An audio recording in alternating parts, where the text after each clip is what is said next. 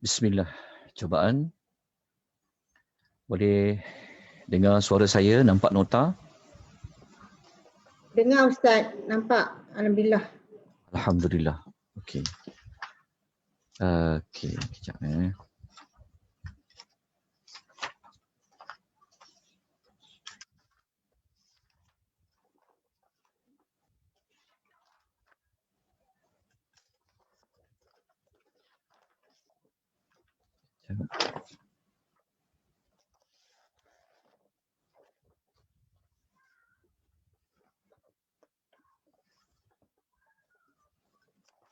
Baik, kita akan mulakan. Bismillahirrahmanirrahim. Alhamdulillahirabbil alamin. Wassalatu wassalamu ala asyrafil anbiya'i wal mursalin wa ala alihi wa sahbihi ajma'in. Asyhadu an la ilaha illallah wahdahu la syarika lah. Wa asyhadu anna Muhammadan abduhu wa rasuluhu. Allahumma salli ala sayyidina Muhammad wa ala alihi wa sahbihi wa man tabi'ahum bi ihsanin ila yaumiddin, amma ba'd. Assalamualaikum warahmatullahi wabarakatuh.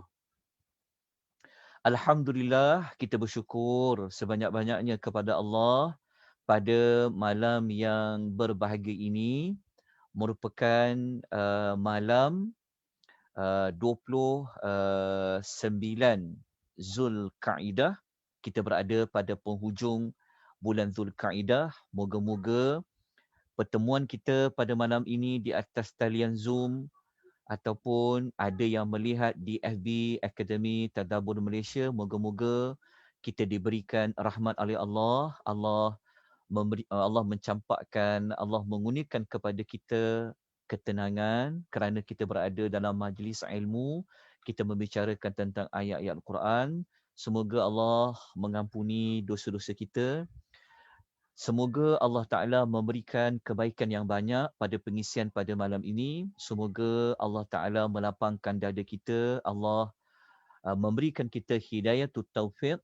Allah mencampakkan rasa minat kita, rasa iman kita terhadap Al-Quranul Karim.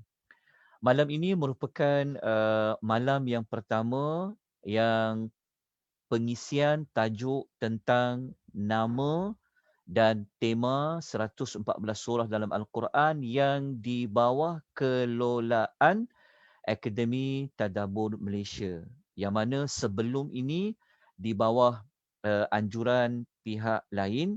Jadi saya mengambil inisiatif untuk mengurus dengan lebih mudah kerana saya yang kendalikan akademi ini, jadi saya mudah untuk mengaturkan silibusnya. Moga-moga Allah Ta'ala memberikan kita manfaat. Namun begitu, bagi sesiapa yang mengikuti, yang baru mengikuti pengisian tajuk belajar tentang nama-nama surah, kemudian tentang setiap surah itu apa temanya, malam ni kita terus menyambung kepada surah yang ke-40, iaitu surah Ghafir. Malam ni insya-Allah kita akan belajar surah yang ke-40, surah Ghafir. Kemudian kita akan belajar surah Fussilat, surah nombor 41. Lepas tu kita akan belajar tentang surah Asy-Syura. So, sasaran kita pada malam ini, kita mohon rahmat dari Allah untuk kita mengambil maklumat tentang penamaan ketiga-tiga surah ini di dalam Al-Quranul Karim.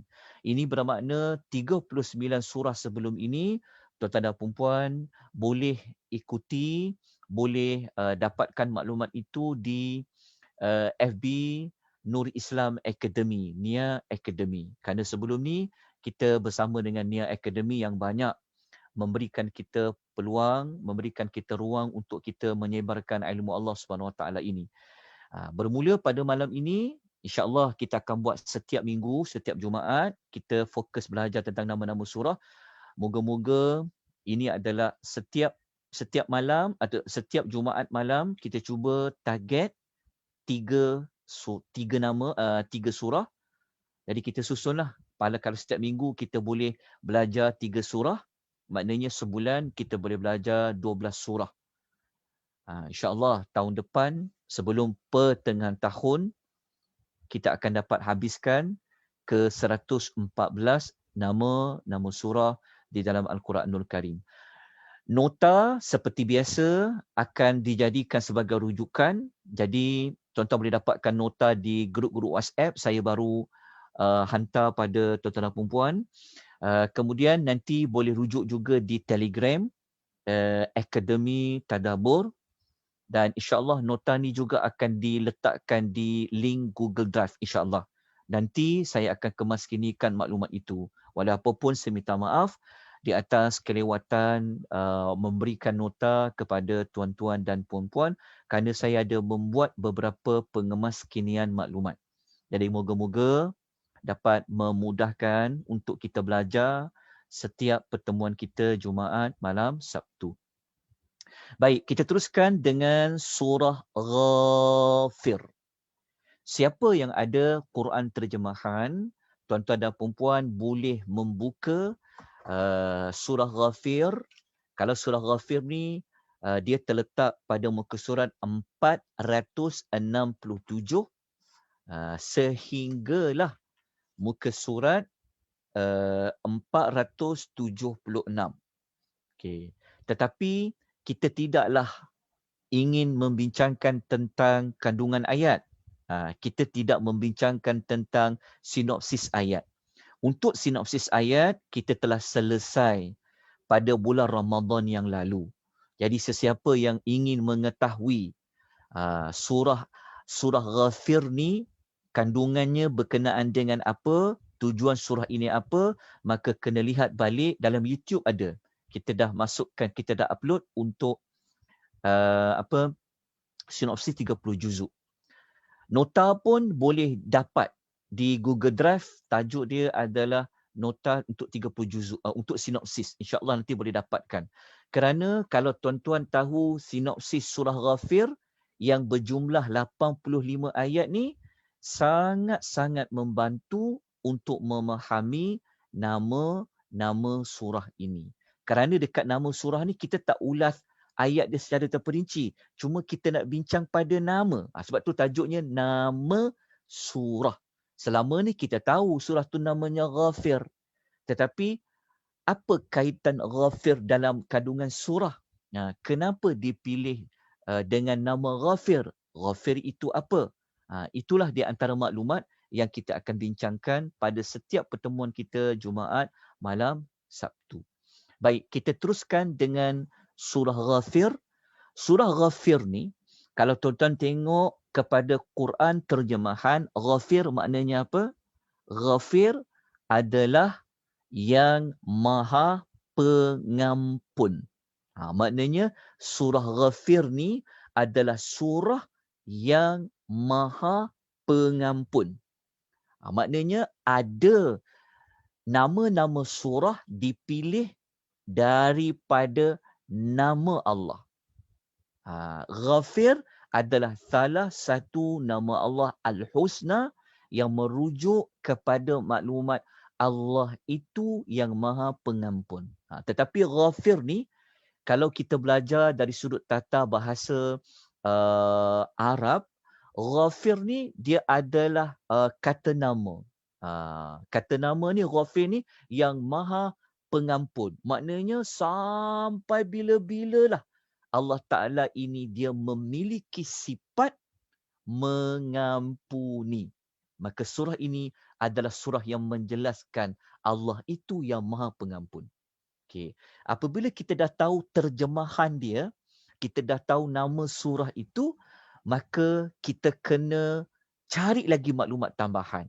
Tambahan tu maksudnya, kenapa Allah memilih surah ini dengan nama surah yang maha pengampun?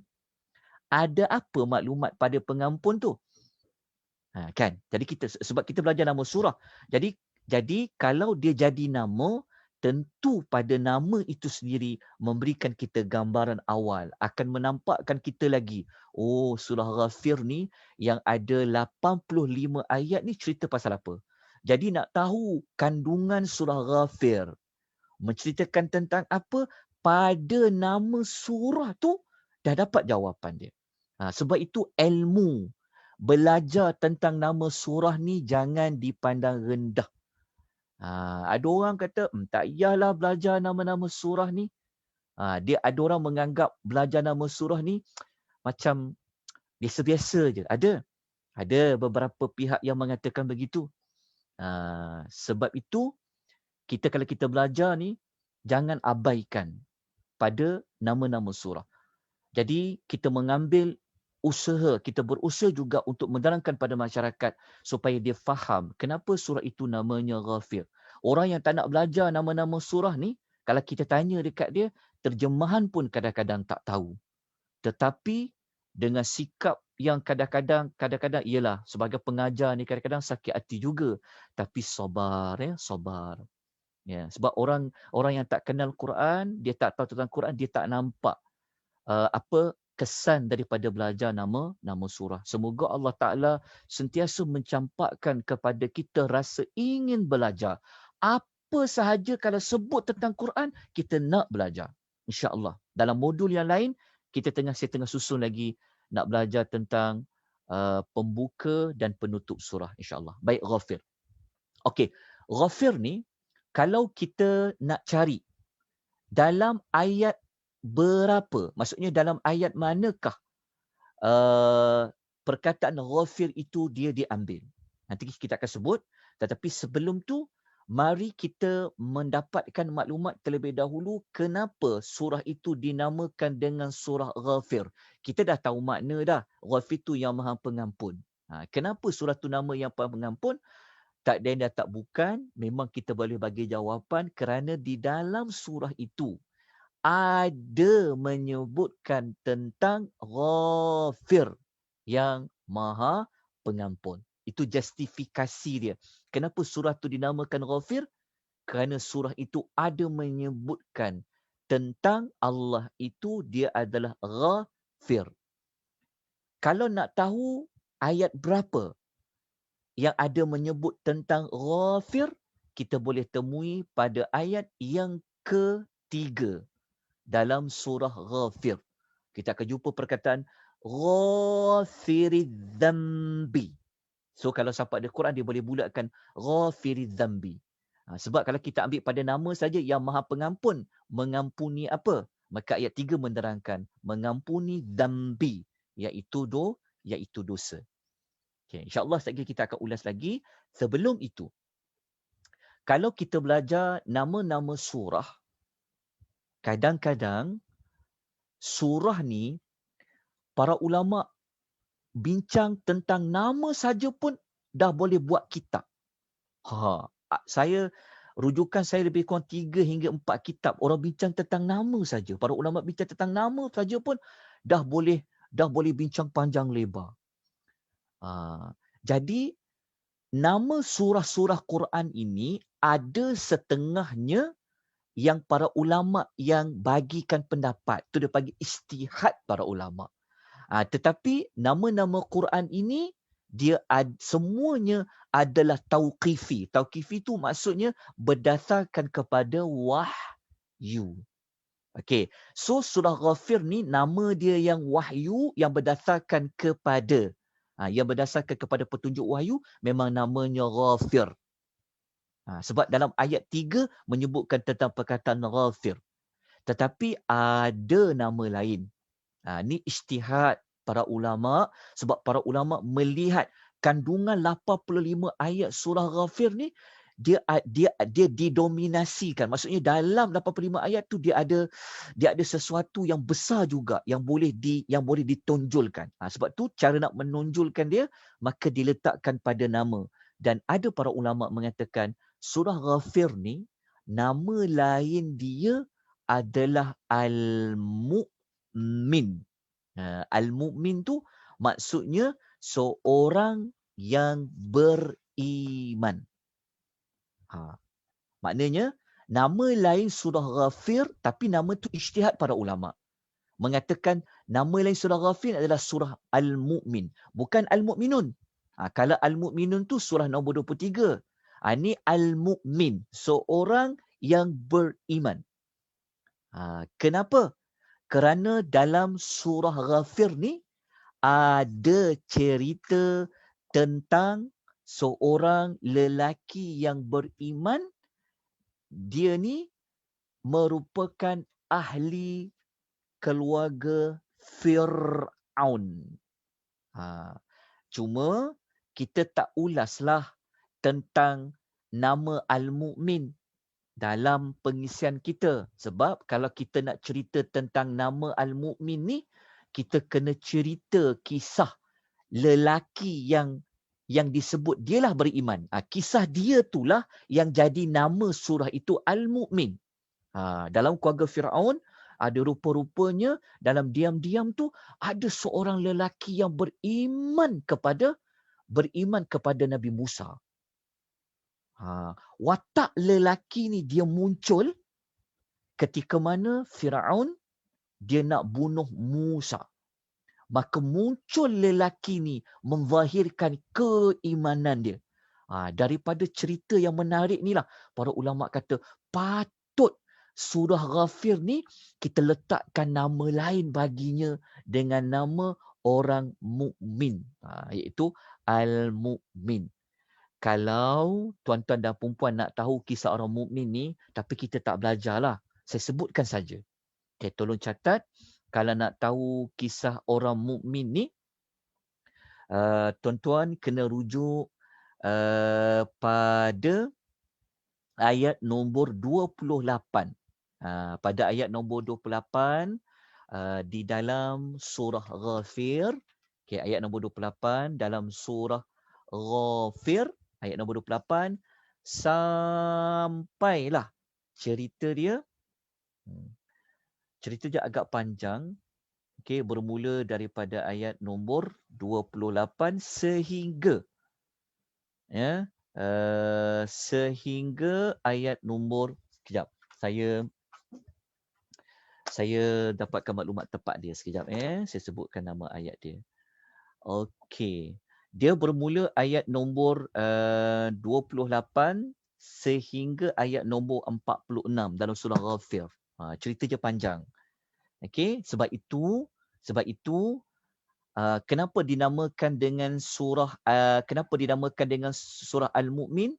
Kerana ada kisah seorang lelaki. Ada ayat tu, maafkan saya terlupa. Okey, ada maklumat tu. Ayat 28 sampai 44. Tapi saya minta maaf banyak-banyak, memang tak sempat nak cerita maklumat ini. Kalau tuan-tuan nak tahu cerita maklumat ni, nanti ikuti kelas kronologi kisah Nabi Musa. Yang kami dah masuk pada siri yang ke-9 dah. Minggu depan kami masuk siri ke-20. Lebih kurang ada 20 siri insya-Allah.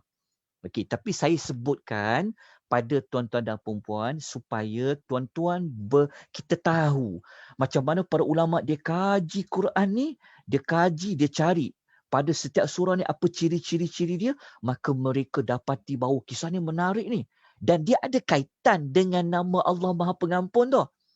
Maka para ulama kata dia adalah surah Al-Mu'min. So selepas ini kalau dengar, kalau baca, kalau pernah diberitahu tentang surah Al-Mu'min, ingat dia adalah surah Ghafir. Okey, sekurang-kurangnya kita tahu. Surah Mu'min tu surah Ghafir lah. Surah Ghafir tu surah Mu'min lah. Okey, kita lanjutkan kepada Ghafir. Okey. Daripada nama surah itu yang Maha Pengampun, tentulah Allah, maka para ulama mengatakan bahawasanya tema bagi surah Ghafir ni dia dikaitkan dengan pengampunan Allah dan azab Allah. Itu tema dia. Okey, maknanya begini, sekejap saya dengar ada suara-suara. Saya kena kontrol suara. Okey, begini. Kita dah tahu nama surah. kita dah tahu nama surah tu dia rujuk, diambil pada ayat yang keberapa. Tapi kita tak ulas lagi, kita akan ulas insya-Allah sebentar lagi. Lepas tu kita dah mengetahui tentang tema surah. Selepas ini, kalau belajar mengikuti mana-mana kelas, ya, guru kita kena belajar ramai. Ikutlah mana-mana kelas belajar tafsir, belajar tadabbur surah-surah Al-Quran, tuan-tuan dan puan-puan perlu cari tema dia, al-mihwar dia. Dia setiap surah ni dia akan ada satu tema, central tema dia. Dia ada satu tema utama. Dapatkan maklumat tu. Kerana daripada tema tu kita dapat gambaran awal. 85 ayat ni nak cerita pasal apa? 85 ayat ni sebenarnya dia nak cerita tentang Allah tu Maha Pengampun. Lepas tu Allah ini dia memberikan azab. Kalau orang tanya, macam mana boleh dapat tema macam tu? Kita kata, nama surah tu sendiri. Kan daripada nama Ghafir, yang Maha Pengampun itu, dia juga dijadikan rujukan kepada tema. Itu maklumat dia, cari. Kalau siapa yang ikut kelas sinopsis 30 juzuk yang saya buat Ramadan yang lalu, kita tak guna nama tema, tapi kita tukar pada istilah tujuan surah. Lebih kurang sama je. Kadang-kadang para ulama mengatakan maqsad surah, tujuan surah. Kadang-kadang para ulama namakan dia mihwar surah. Jadi tema surah Ghafir ini nak cerita tentang pengampunan Allah, nak cerita tentang azab Allah. Kita akan buktikan, kita akan tunjukkan kepada tuan-tuan dan puan-puan contoh-contoh ayat yang akan pergi kepada tema surah ini. Sebab tu penting cari tema. Carilah mana-mana surah. Setiap tu ada tema dia. Okey, kita bincang tentang Ghafir ya. Okey, dah tahu, tuan-tuan dah dapati. Saya sebut ni supaya tuan-tuan tahu. Rupa-rupanya daripada nama tu boleh dikaitkan dengan tema. Tema tu dia melihat kepada nama dan sebagainya. Okey, kita pergi kepada ayat yang mengatakan menyebut Allah tu Ghafir. Okay, kita terus pergi kepada ayat nombor 3. Okey. Ayat nombor 3 ni, siapa yang belajar sinopsis, kita letakkan ayat nombor 2, nombor 3 ni, dia di bawah pembukaan surah. InsyaAllah kalau kita panjang umur, Allah beri kita ruang belajar, salah satu modul yang sedang dibangunkan adalah kita nak belajar pembuka penutup surah. Pembuka penutup, pembuka penutup, pembuka penutup, pembuka penutup. Kan selama ni kita belajar ikut tradisional. Ayat 1, ayat 2, ayat 3, ayat 4 belajar. Tapi kita ubah metod belajar, perbagaikan, kita belajar nama surah. Belajar tema surah. Lepas tu belajar nak cepat lagi pembuka penutup. Dia setiap pembuka dan penutup surah tu dia ada rahsianya di situ. Lepas tu barulah kita belajar satu ayat, satu ayat, satu ayat. Sebab tu belajar Quran ni sabar.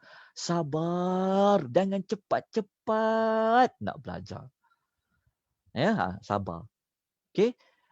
Kalau ayat 3, Allah mengatakan ghafiridz dzambi wa qabilit taubi syadidil iqabi dzi tauli la ilaha illahu ilaihil masir. Jadi pada ayat 3 yang telah dimerahkan warna tu, kita jumpa perkataan ghafiridz dzambi, kan? Yang mengampunkan dosa. Yang mengampunkan dosa tu siapa? Ghafiridz dzambi inilah dijadikan kepada nama surah. Okey, yang mengampunkan. Yang Maha Pengampun tu siapa? Yang mengampunkan dosa tu siapa? Kena tengoklah ayat 2. Kalau tengok ayat sebelum dia, Allah bagi tahu.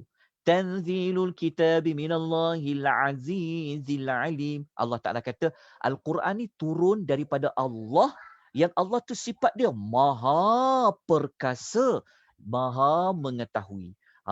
Yang turunkan Al-Quran itulah, yang maha perkasa itulah, yang maha mengetahui itulah, yang memiliki ghafiridz dzambi, yang mengampunkan dosa. Okey.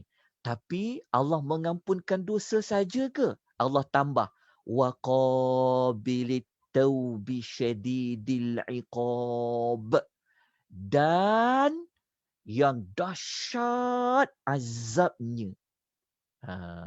Yang dahsyat azabnya. Dia ada dua. Tuhan tu dia Maha Pengampun, dia letak dulu dia Maha Pengampun. Lepas tu yang dahsyat azabnya. Kenapa diletakkan ada dua? Kan? Daripada ayat 3 ni lah kita jadikan dia sebagai tema kepada surah. Ingat tak tema surah Ghafir? Kata kunci dia apa? Pengampunan Allah dan azab Allah. Sebelum kita cerita azab, kena tonjolkan dulu Tuhan tu Maha Pengampun. Sebab Allah mulakan dia sebut dia Maha Pengampun. Jadi orang yang faham nama surah tu telah terbayang, tergambar dalam pemikiran dia bahawa Allah ni dia Maha Pengampun. Buatlah salah macam mana pun, syirik macam mana, besar macam mana pun syirik, Allah menyediakan ruang kamu, kalau kamu insaf, kamu nak baiki diri, Allah Ta'ala itu ghafiriz zambi. Maha Pengampun. Okey, jelas. Tetapi Allah bagi tahu, di sebalik Allah tu Maha Pengampun, siapa yang tak nak ambil peluang untuk dapat keampunan Allah, maka Allah Ta'ala kata apa? Dia kata syadidul iqab. Azabnya sangat dahsyat. Nampak tak susunan dia? Tengok bagaimana turun, maknanya 85 ayat ni dia cerita pasal dua benda ni je. 85 ayat ni dia cerita tentang nama surah tu. Dia Maha Pengampun. Faham tak maksudnya? Kan dakwah datang kan? Quran turun. Kerja Quran ni turun membersihkan, memperbaiki cara orang berfikir, memperbaiki akidah, memperbaiki amalan-amalan maksiat. Baiki. Siapa yang dah salah tu tak apa. Quran kata, minta ampun Allah. Minta ampun pada Allah. Tetapi siapa tak nak ambil peluang minta ampun pada Allah, maka dia akan berhadapan dengan syadidul iqab. Syadidul iqab. Okey. Dah dapat pada pengertian nama surah, dah nampak dah. Daripada nama surah tu, dah dapat gambaran dah. Kan? 85 ayat sebenarnya pusinglah macam mana tu, dia akan pergi kepada pembuka surah ini, iaitu Ghafiriz zambi wa qabilit taubi syadidul iqab. Itulah tema dia. Okey. Kita buktikan. Tengok ya, daripada nama surah kita akan cari rahsia. Kenapa pada nama tu? Kenapa pada nama tu? Maka kita akan gali, kita akan jumpa pada nama tu. Sebab tu betapa besarnya ilmu penamaan surah. Orang buat PhD tau. Tesis-tesis orang Arab buat PhD tentang nama-nama surah ni. Besar, tapi sayangnya lah. Sayang 1000 kali sayang. Kalau tak nak belajar nama surah ni. Sedangkan itulah kaedah yang paling smart. Salah satu kaedah nak cepat faham 85 ayat dalam surah Ghafir. Baik, kita tunjukkan contoh ayat ya. Okay, kita nak habis dah surah Ghafir, dia mudah je. Okey, kita tengok contoh ayat. Okey. Kalau kita buka pada ayat nombor 45, 46. Kan? Okey, kita akan temui ayat ni Allah Ta'ala cerita tentang Fir'aun. Isu dia kan? Yang ni kalau kita belajar tentang kenapa cerita Fir'aun duduk dalam surah ni? Yang tu tuan ikuti kelas saya kronologi kisah Nabi Musa. Itu kita masuk maklumat lain. Tapi kalau kita tanya kan, kalau dalam sejarah kita belajar, kita faham, dalam sejarah para rasul ni, orang yang paling jahat kan, orang yang paling teruk sekali siapa? Antara watak dia adalah Fir'aun kan. Banyak cerita dia diulang Fir'aun. Kita faham cerita tentang karakter Fir'aun. Maka Allah letakkan cerita Fir'aun itu di dalam surah Ghafir. Kenapa? Kenapa? Sebab kita tahu tadi surah Ghafir ni cerita tentang pengampunan, cerita tentang azab. Maknanya Fir'aun ini sebenarnya dia ada peluang untuk dia mendapat pengampunan Allah. Tapi dia ambil tak peluang tu? Dia ambil tak peluang tu? Sedangkan nama surah itu yang Maha Pengampun, yang Maha Pengampun, yang Maha Pengampun. Tapi dia ambil tak peluang tu. Mari kita baca ayat dia. Okey, kalau kita baca pada ayat nombor 45 ni, Allah Ta'ala cerita tentang Nabi Musa diselamatkan dengan kumpulan dia. Allah Ta'ala kata apa? فَوَقَاهُ اللَّهُ سَيِّئَاتِ مَا مَكَرُوا. Maka dia diselamatkan oleh Allah daripada tipu daya mereka. Lepas tu Allah Ta'ala kata, وَحَاقَ بِآلِ فِرْعَوْنَ سُوءُ الْعَذَابِ. Manakala Fir'aun dengan kaum dia yang ikut dia tadi tu, nampak tak perkataan su'ul azab? Kalau siapa ada Quran terjemah, tolong bulatkan perkataan su'al azab. Azab tu dahlah azab. Nama pun azab. Tapi diletakkan perkataan su'. Su' tu maksudnya buruk. Azab yang sangat buruk. Siapa yang terima? Fir'aun yang terima. Azab buruk. Itu yang dikaitkan dengan tema tadi tu. Dahsyatnya azab Tuhan kan?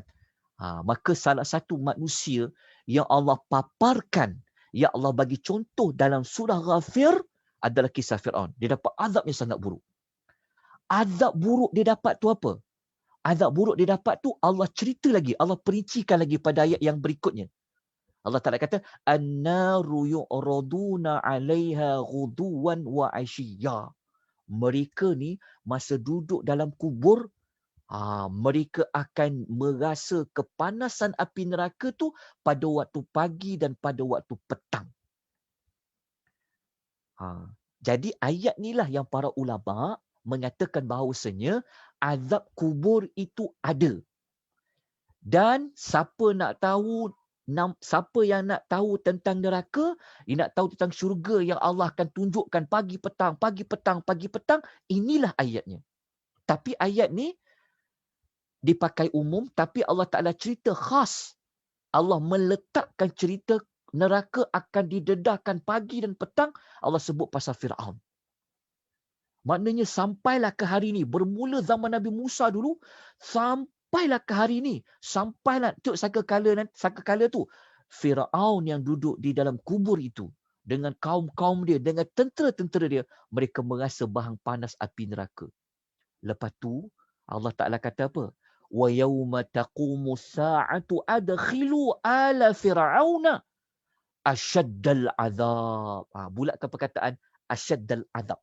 Tengok, jumpa dua kali perkataan azab kan? Pada hari berlakunya kiamat, maka Allah Ta'ala akan kata Fir'aun akan masuk ke dalam neraka tu. Yang masa dekat alam barzah, mereka dah rasa bahang api neraka tu. Tapi apabila kiamat, kau masuk betul-betul di dalam api neraka tu bersama dengan pengikut engkau. Tapi Allah kata azab tu apa? Bulatkan perkataan asyadda. Asyadda maksudnya sangat dahsyat. Kita kan sebut dahsyat kan? Quran sebut asyad lah.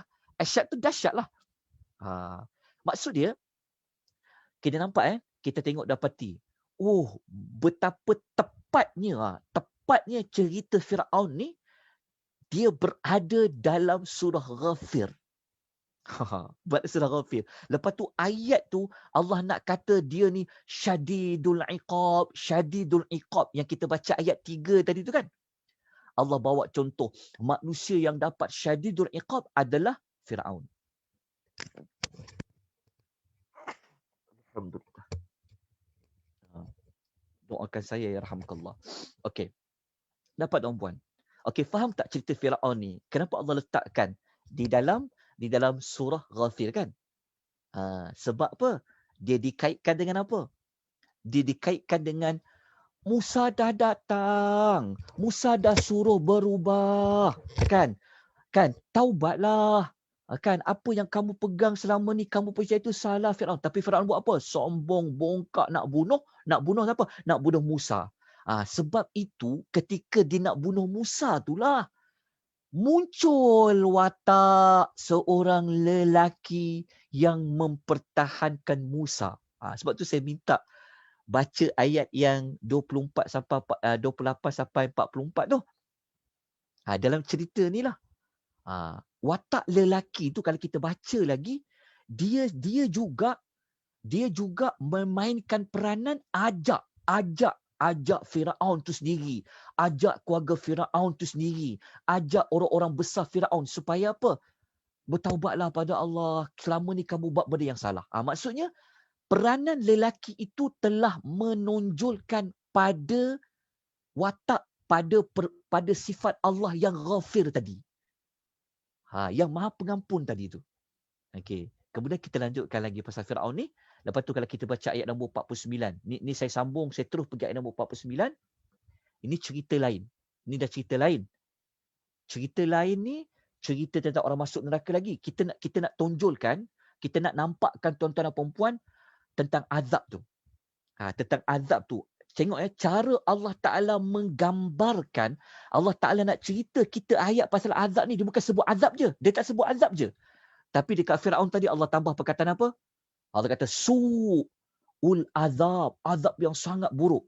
Lepas tu ketika Allah kata nak azab ni, Allah Ta'ala kata apa? Asyad. Azabnya dahsyat. Lepas tu pada ayat 49 kalau kita baca ni, kalau kita faham kan, ya Allah, ayat ni beratnya. Kenapa? Kerana cara Allah menyebut tentang azab tu, Allah tak sebut azab yang dahsyat, azab yang buruk, tapi Allah Ta'ala cerita tentang cara dia. Kita baca ayat, kita akan nampak betapa bijaksananya Allah Ta'ala ni dalam menggunakan pelbagai cara nak kata azab tu berat.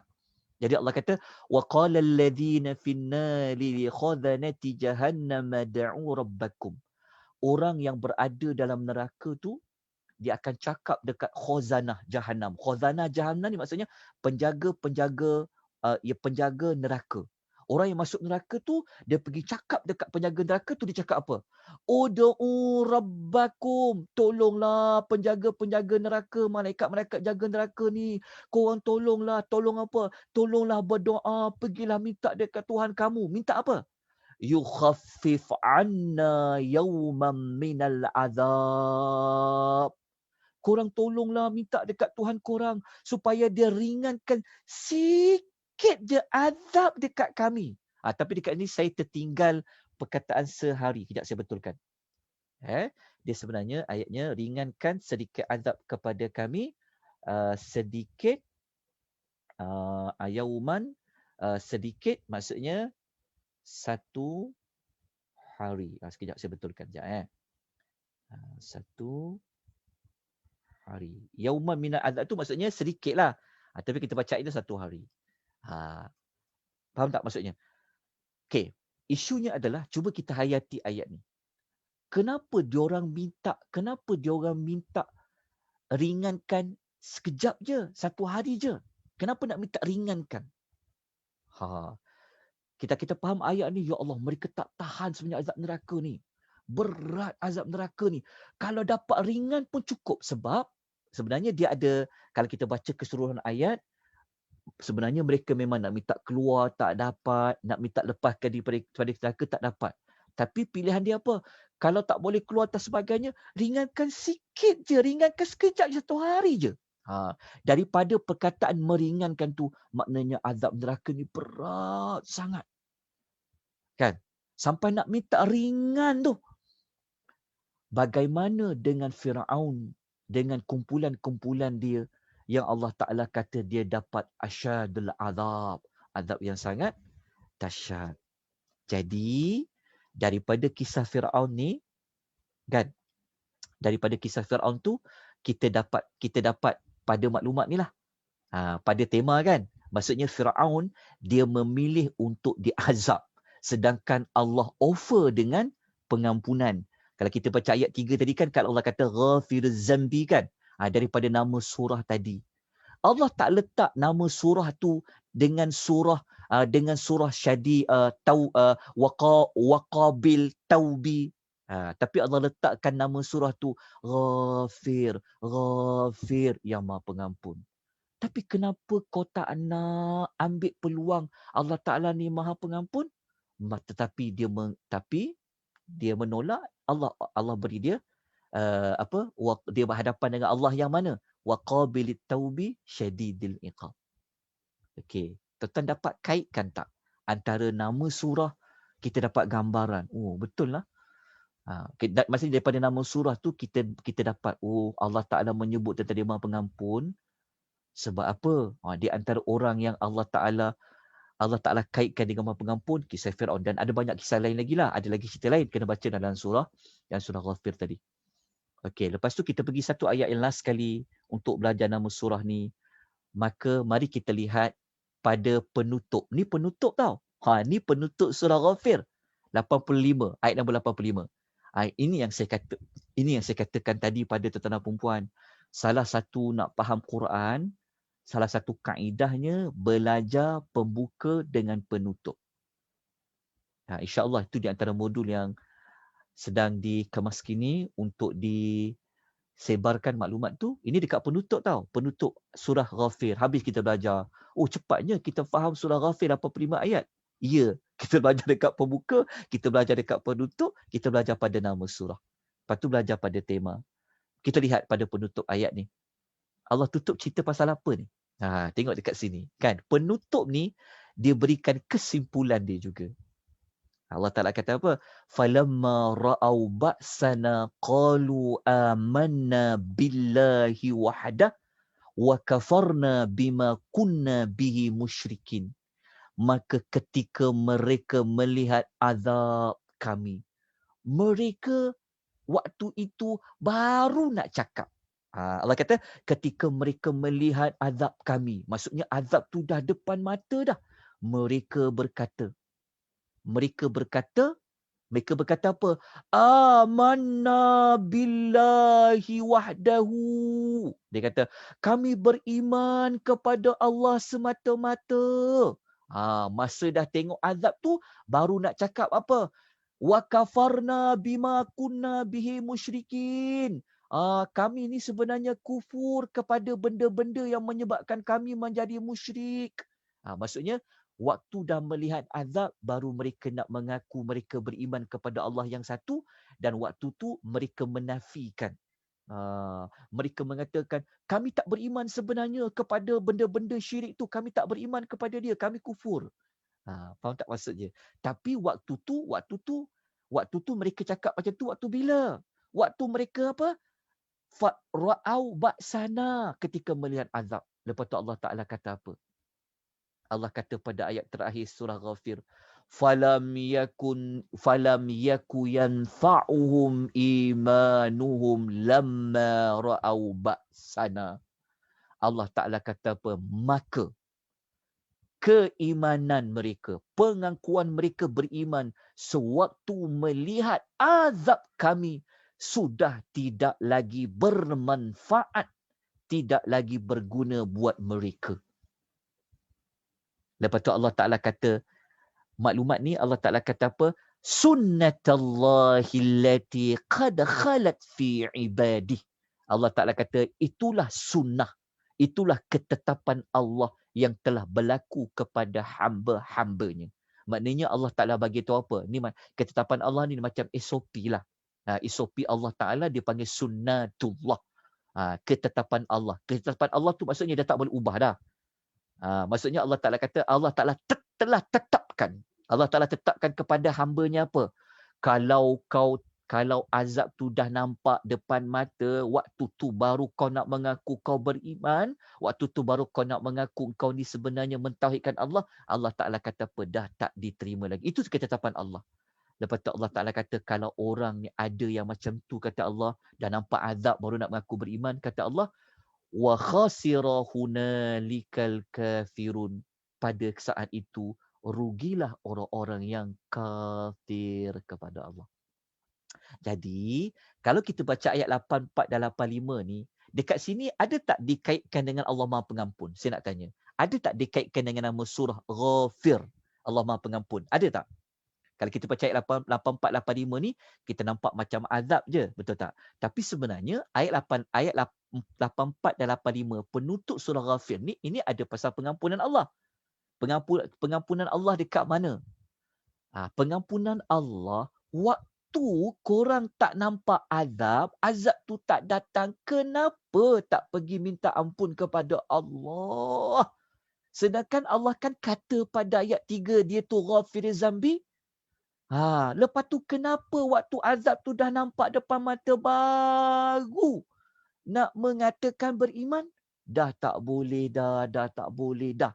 Kerana nama Allah Ghafir, sifat Allah Ghafir Maha Pengampun itu, dia hanya terbuka sebelum azab itu diturunkan oleh Allah Azza wa Jalla.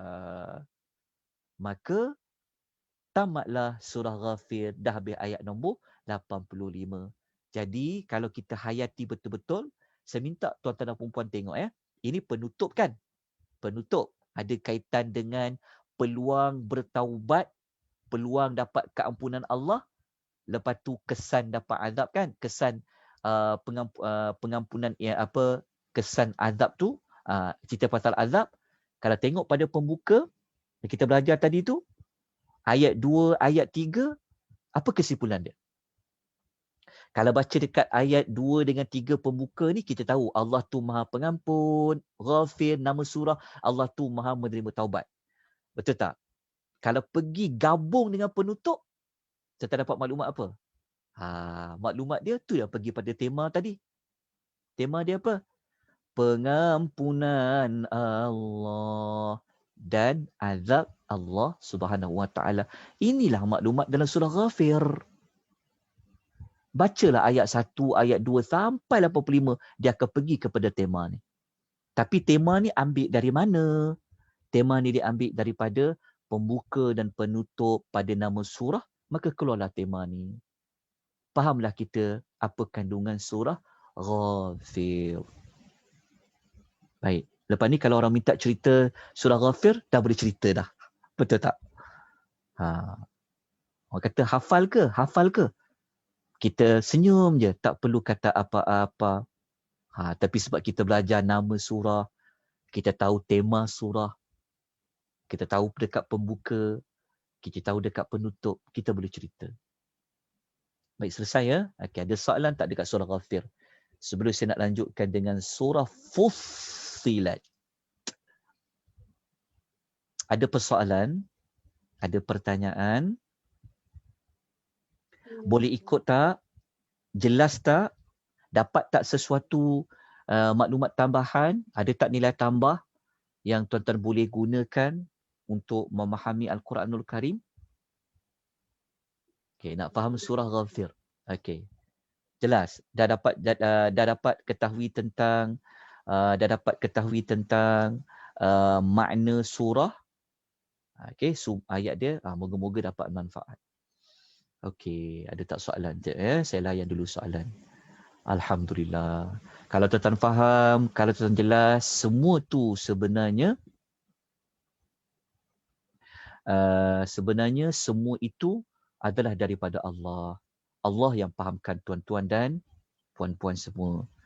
Sebab kita ada azam, kita ada niat yang baik, kita nak faham Quran, Allah akan buka hijab tu. Kadang-kadang maklumat tu senang je. Tapi kerana mungkin niat kita dan sebagainya, kadang-kadang menyebabkan Allah tak bantu kita. Kejap ya. Ni. Okay, kejap. Kejap ya. Saya juga yang jaga video ni. Saya juga yang jaga ni, jadi saya kena tengok suara. Kalau tuan buka video, kadang-kadang tak perasan ya. Hati-hati ya. Takut nanti tertunjuk, ternampak benda-benda yang tak sepatutnya. Jadi hati-hati. Guna Zoom ni kena cermat. Jangan careless. Hati-hati. Hati-hati pada voice dan juga pada video. Tapi tak apa, saya faham. Jangan risau sebab saya juga yang jaga, saya juga admin sebenarnya. Kita memang tak ada admin. Kita mengajar kita ni. Okey. Tuan-tuan dan puan-puan, jelas ya? Saya teruskan dengan surah Fussilat. Boleh? Okey, jap. Ada soalan tanya. Sekejap. Ada yang tanya, ayat 85 boleh relate dengan kisah Firaun semasa hampir temu ajal, ya ke Ustaz? Boleh kita nak relatekan dengan Firaun. Boleh. Sebab Firaun ni, memang waktu dia nampak azab, memang ketika tu baru dia nak mengaku, dia ni beriman kepada Nabi Musa, beriman kepada Tuhan Musa. Boleh. Kita boleh ambilkan teladan tentang kisah Firaun. Tapi ayat tu tidaklah secara spesifik berkaitan dengan Firaun. Tapi dari sudut cara Firaun dia buat pengakuan ketika laut tu dah nak kena pada dia, nak lemaskan dia, masa tu baru dia nak beriman. Boleh dikaitkan dari sudut situasi yang sama. Okey. Saya pernah dengar ada manusia yang terakhir masuk ke dalam syurga selepas diazab di neraka. Ini ada kaitan dengan masuk ayat dengan masuk Al-Ghafir ke? Ya, dia ada kaitan dengan nama Allah yang Maha Pengampun. Allah mengampuni mereka yang telah diazab dalam neraka tu. Cuma yang hanya boleh dikeluarkan daripada neraka nak masuk ke dalam syurga hanya sesiapa yang ketika dia mati, ketika dia menghembuskan nafas yang terakhir dia masih lagi ada ketauhidan. Maksudnya dia bukan mati dalam kafir. Kalau macam Firaun, selama-lamanya dia akan berada di dalam neraka. Yang boleh keluar daripada neraka itu hanyalah sesiapa yang dia masuk dalam neraka disebabkan dosa-dosa amal dia. Tapi bukan sebab akidah dia, bukan sebab iman dia yang kufur. Kalau dia kufur selama-lama dalam neraka, dia tak boleh keluar dah. Ada orang dia keluar daripada neraka disebabkan syafaat. Syafaat ni Allah tu juga adalah pemberi syafaat yang terbesarlah, sebab orang yang berada dalam syurga, malaikat ke, para nabi ke, tak boleh tolong orang dalam neraka tu nak bawa keluar. Mereka setelah Allah memberikan keizinan dan sebagainya. Maka selepas semua orang dah kehabisan peluang nak bagi syafaat, tapi ada lagi nak bawa keluar, Allah Ta'ala itu sendiri yang akan mengeluarkan orang itu di dalam neraka. Dan memang ada dikaitkan dengan nama Allah itu yang Maha Pengampun. Wallahu Ta'ala a'lam. Baik. Ada soalan secara verbal? Waalaikumsalam warahmatullahi wabarakatuh. Ya. Saya dengar macam ni, walaupun dia banyak dosa, dia duduk dalam neraka, satu hari dia akan pergi ke syurga juga. Betul ke? Betul. Tapi dengan syarat dia mesti ada iman juga. Maksudnya waktu dia mati tu, dia mesti ada tauhid. Tauhid tu maksudnya dia mati tu bukan dalam keadaan mensyirikkan Allah. Itu je syarat dia. Kalau dia mati mensyirikkan Allah, dia tak boleh keluar daripada neraka buat selama-lamanya. Tapi kalau waktu dia mati, dia ada buat dosa besar, pahala dia kurang daripada dosanya, Allah Ta'ala akan azab dulu. Azab ni mengikut dosa dia buat. Lepas tu, dia akan keluar nanti pergi syurga. Ya, betul lah. Memang sebab kita belajar pun pagi tadi. Sampai ikut kelas Riyadhus Shalihin pagi tadi, memang kita belajar tajuk cerita tentang sesiapa yang dia mati dalam mentauhidkan Allah, dia tetap akan masuk syurga juga. Ada orang dia terus ke syurga. Ada orang dia masuk neraka dulu. Tetapi akhirnya dia akan masuk ke dalam syurga. Termasuklah ada orang last kali dia masuk ke dalam syurga, Allah Ta'ala keluarkan dia. Ada cerita yang menarik pada orang terakhir yang masuk ke dalam syurga. Okay. Ada soalan lain? Dapat maklumat tu? Ya, terima kasih Ustaz. Sama-sama. Ada soalan lain? Sebelum kita pergi kepada surah Fussilat. Boleh lagi ke ni belajar lama sikit malam-malam ni? Boleh. Mengantuk, nak Kan tidur mana. kat dalam rumah. Iyalah, dalam rumah tu lagi senang nak ngantuk.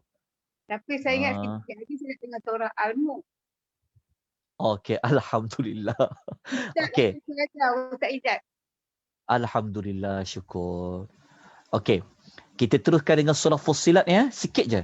Saya tak perlu ulas dengan panjang lebar, tak apa. Kita ada lagi kelas pada minggu depan. Okey, kita buat setiap minggu insya-Allah.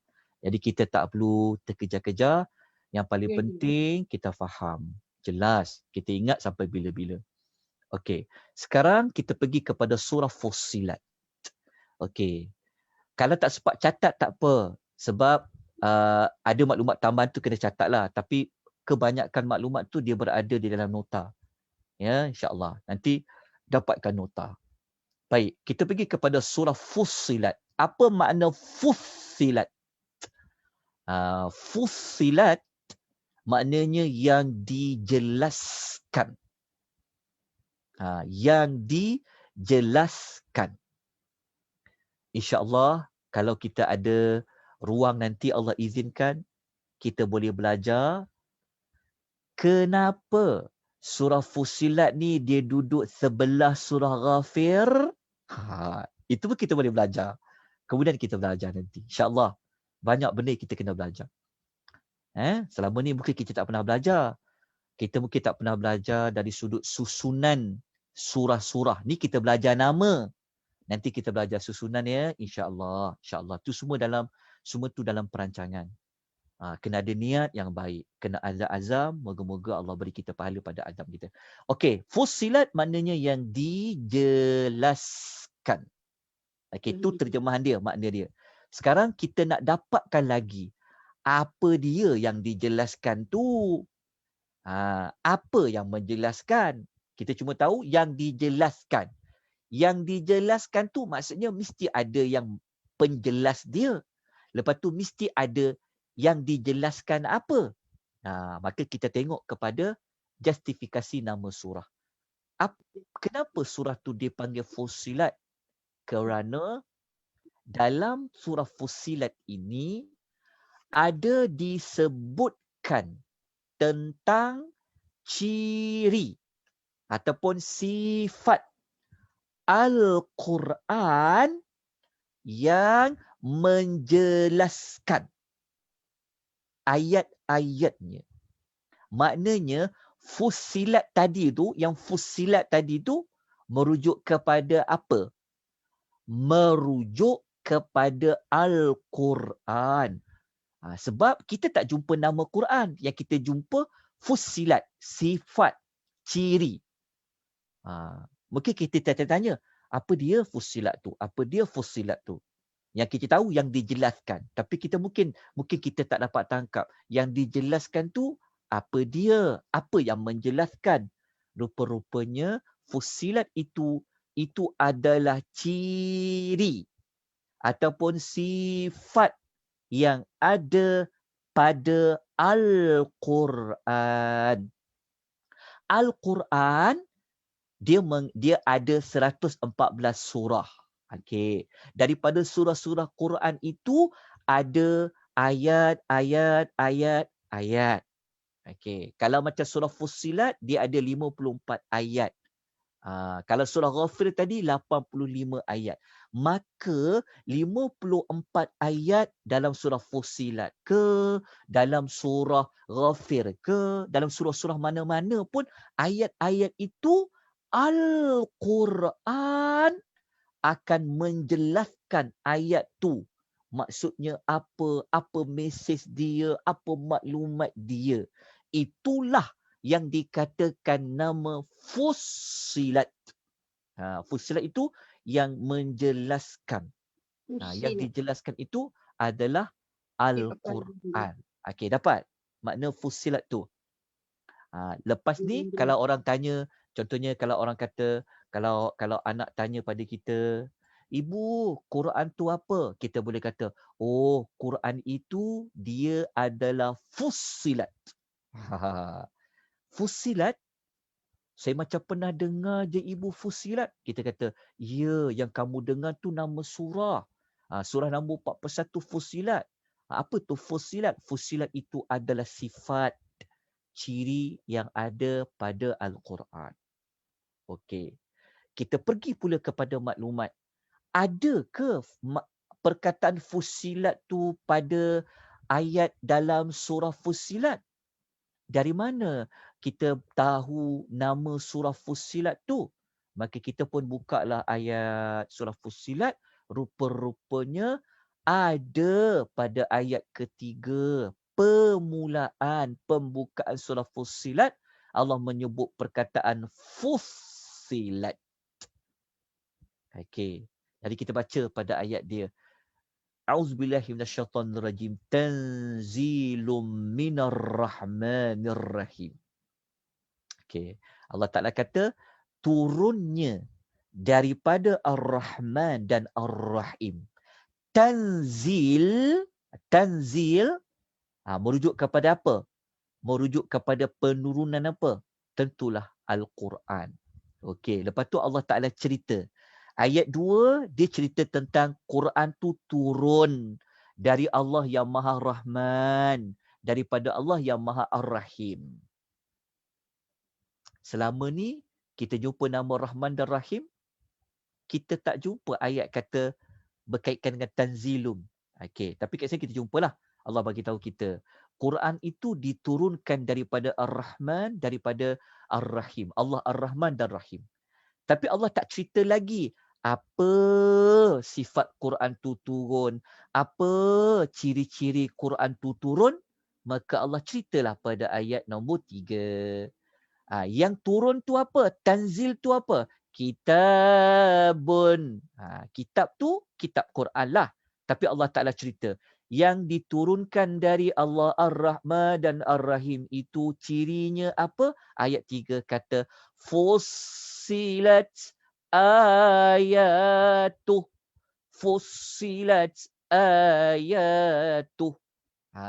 Yang dijelaskan ayat-ayatnya. Ayat-ayatnya. Ayat tu maksudnya ayat-ayatnya. Nya tu kembali kepada apa? Kitabun. Kitabun tu turun dari siapa? Ar-Rahman, Ar-Rahim. Yang turun daripada Ar-Rahman dan Ar-Rahim itu apa? Kitabun. Kitabun tu sifatnya apa? Fussilat. Fussilat kepada apa?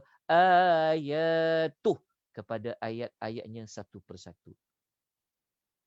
Okey, rupa-rupanya ayat-ayat Quran ni sebenarnya jelas. Tak ada maksud-maksud yang tersembunyi, tak ada. Cuma kita tak fahamlah, tapi orang Arab ketika turun mereka faham. Ayat tu jelas, terang, nyata. Itulah sifat Quran. Tambah-tambah pula surah Fussilat. Okey, dapat dah maklumat ni Okey, dah jelas tentang Fussilat tu. Okey. Lepas tu Allah Ta'ala tambah satu lagi maklumat tentang Quran tu. Bukan sekadar Quran itu dia Fussilat, tapi Quran tambah satu lagi. Qur'anan Arabiyyan liqaumi ya'lamun. Iaitu Al-Quran yang diturunkan dalam bahasa Arab bagi orang yang memahaminya. Maksudnya, kenapa Allah sebut bahasa Arab? Maknanya nak mengatakan Quran ni dah lah jelas kan? Jelas pula, turun pula dalam bahasa Arab. Turun kepada orang Arab dalam bahasa Arab. Dan Quran itu sendiri dia Fussilat. Maknanya takkan tak faham maksud ayat Quran tu. Takkan tak faham lagi apa yang Allah nak bagi tahu. Itulah ayat nombor 3. Maknanya daripada nama surah tadi tu kita mendapati rupa-rupanya daripada Fussilat tadi, nama surah tadi Allah nak bagi tahu. Quran ni ayat-ayatnya sangat jelas, sangat terang. Khususnya kalau orang Arab ni pula turun pula dalam bahasa mereka itu sendiri, Arab. Takkanlah tak faham lagi, takkanlah tak jelas lagi kan. Itulah maksud Fussilat. Okey. Tapi kita kena gali lagi maklumat. Kenapa dengan Fussilat tu? Kenapa dengan Fussilat tu? Kita cuma tahu ayat-ayatnya jelas. Maksudnya sampai, terang, nyata. Bahasa Arab pula. Tapi kita nak gali lagi. Contoh ayat tu jelaskan pasal apa? Contoh ayat tu menjelaskan tentang isu apa? Kita nak gali lepas ni lagi. Cuma kita kena tahu dulu tentang nama surah tadi. Macam kita belajar tadilah, kita dah belajar tentang Allah pengampun. Mengampuni apa? Kita gali lagi. Ayat-ayat Quran itu jelas. Dijelas Quran itu sifatnya menjelaskan ayat-ayatnya. Okey. Jelas ayat-ayatnya tu jelas dalam bab apa, perkara apa. InsyaAllah kita akan kongsi selepas inilah. Okey, kalau waktu. Kalau tidak nanti kita mungkin kena Sambung pada kelas yang berikutnya. Okey, sebab dia agak malam, takut dia berat, penat. Makin ke malam makin penat ya, otak kita penat pula. Malam-malam pula belajar pula untuk melihat ayat secara tersurat-tersirat. Okey, tapi tak apa, semangat ni kadang-kadang semangat kita ni kadang menyebabkan kita boleh kuat nak belajar. Okey, dapat jalan dekat sini? Okey. Sekarang kita nak kuatkan lagi tentang Fussilat. Sebenarnya bukan ayat 3 sahaja ada perkataan Fussilat, tapi ada juga pada ayat nombor 44. Ada ayat nombor 44 ada perkataan Fussilat juga. Maksudnya perkataan Fussilat bukan sekali sahaja dijumpai dalam surah Fussilat, tapi ada 2 kali. Yang kedua tu ayat berapa? 44. Sama je ayat dia. Fussilat ayatu pada ayat nombor 44. Fussilat ayatu. Okey, kejap Siapa yang buka audio tu? Kena mute kan. Okey. Isunya, jawapannya kita nak cari kenapa sampai Allah nak ulang 2 kali?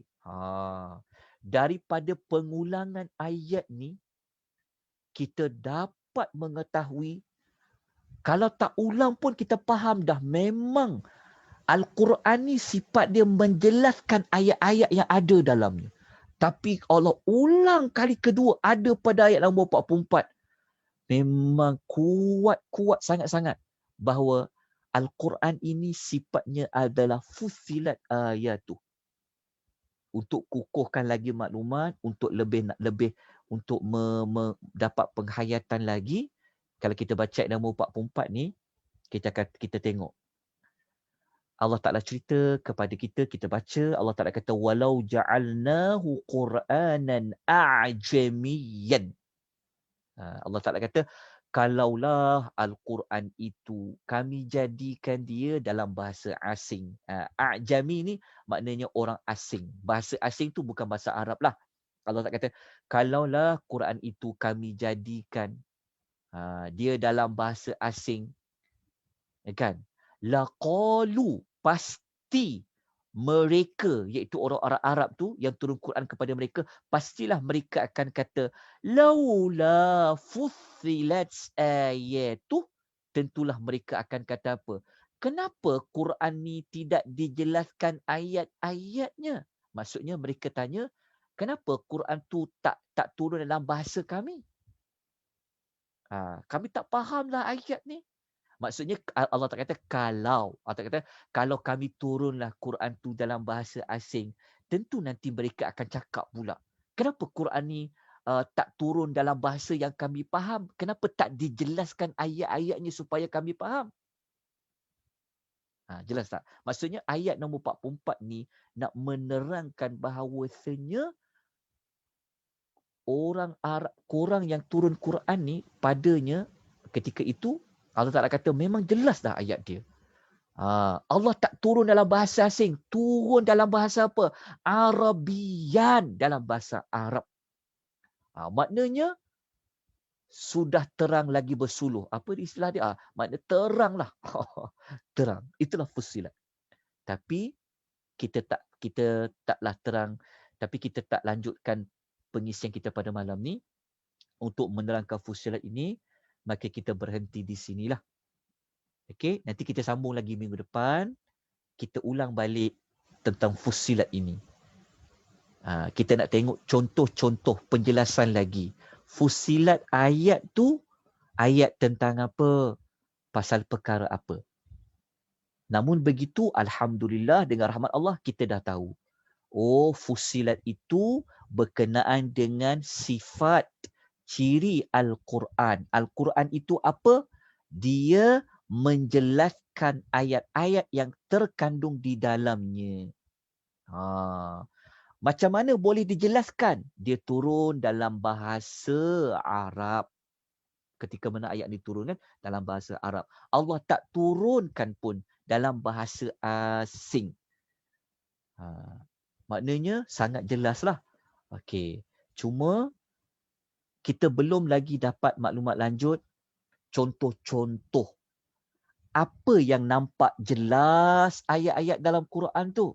Maknanya kita belajarkan setiap ayat ni dia ada mesej dia, dia ada maklumat dia, ada perkara dia. Okey, perkara apa yang dijelaskan, insya-Allah kita kena sambung pada kelas minggu hadapan. InsyaAllah. Jadi saya tinggalkan kita berhenti di sini untuk malam ni. Takut saya bimbang berat pengisian saya yang saya sampaikan pada malam ini. Dengan waktu pun dah malam ya. Jadi dia memberi kesan juga kepada untuk kita faham. Okey. Boleh, ada mana-mana persoalan? Saya buka satu atau dua soalan sebelum kita tangguhkan pengisian kita pada malam ni. Ada tak? Okey. Ada pertanyaan tak? Saya tengok dekat chat tu tak ada. Alright, dekat FB. Allah, kesian dekat orang dekat FB. Saya minta maaf ya kalau saya tak dapat tengok dekat FB. Saya tengok dekat FB ada tak? Ada tak orang memberi komen? Ada tak? Tak dekat FB. Allah beratnya rasa dosa di bahu. Isyam ada di mana-mana. Okey, Isyam ada di mana? Kenapa pula tu? Okey, tak ada soalan di FB Akademi Tadabbur Malaysia. Okey. Kita berhenti dekat sini ya sebab kita pun dah dekat 10.30. Kita nak rehat awal. Baik, esok saya jemput semua ya. Kalau tak ada kelas mana-mana, ada kekosongan, ikuti kelas Tadabbur Suratul Kahfi. InsyaAllah besok jam 10.30 kita belajar Tadabbur Suratul Al-Kahfi. Tidur awal. Assalamualaikum Ustaz. Ya, waalaikumsalam. Ya. Nak minta tolong Ustaz. Ada seorang student kita dulu dekat dengan Nia kan Ustaz? Ya, Student kenapa? Ustaz juga, Tengku Norma tu dia meninggal. Minta doakan sikitlah Ustaz. Tengku Norma? Ada student dekat Nia dulu Ustaz.